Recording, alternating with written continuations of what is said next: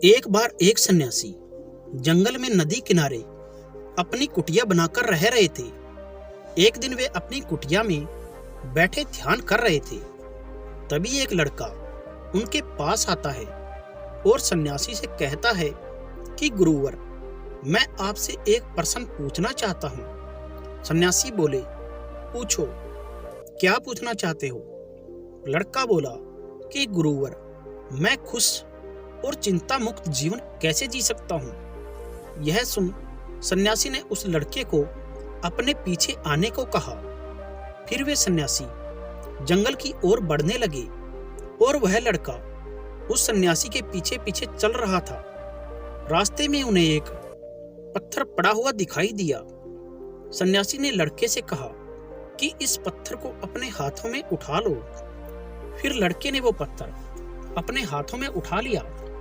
सन्यासी लगातार आगे बढ़ते रहे।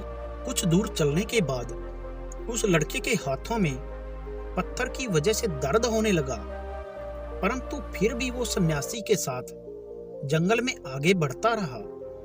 कुछ समय के बाद उसके हाथों का दर्द बर्दाश्त के बाहर होने लगा। तो लड़के ने सन्यासी से कहा कि अब मैं इस पत्थर को और आगे नहीं ले जा सकता। इसके भार की वजह से मेरे हाथ फटे जा रहे हैं। यह सुन सन्यासी बोले कि ठीक है, तुम इस पत्थर को नीचे रख सकते हो। इसके बाद लड़के ने पत्थर को नीचे रख दिया। अब उसे बड़ा सुकून महसूस हो रहा था। उसे बड़ी खुशी मिली। लेकिन वे सन्यासी लगातार जंगल में आगे बढ़ते जा रहे थे। थोड़ी देर और चलने के बाद सन्यासी ने लड़के से पूछा कि अब तुम कैसा महसूस कर रहे हो? लड़का बोला कि अब मैं बहुत अच्छा महसूस कर रहा हूँ। उस पत्थर को नीचे रखने से मुझे बहुत आराम मिला है। अब तो मेरे हाथों में दर्द भी नहीं हो रहा। अब मुझे काफी खुशी महसूस हो रही है। यह सुन सन्यासी रुक गए और बोले कि वत्स, यही है जीवन में खुश रहने का तरीका। इस प्रकार तुम पूरा जीवन खुशी खुशी जी सकते हो। उस लड़के को सन्यासी की बात कुछ समझ नहीं आई।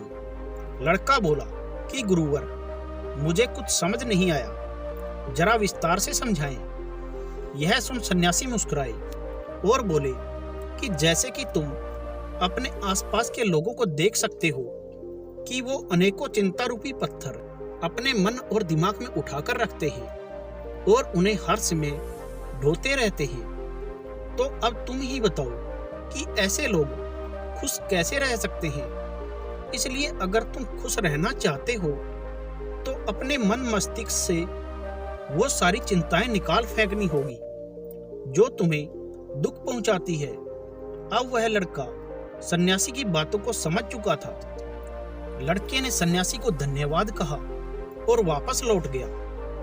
दोस्तों, अगर हम अपने जीवन को देखें तो हमारी स्थिति भी उस लड़के की जैसी ही है।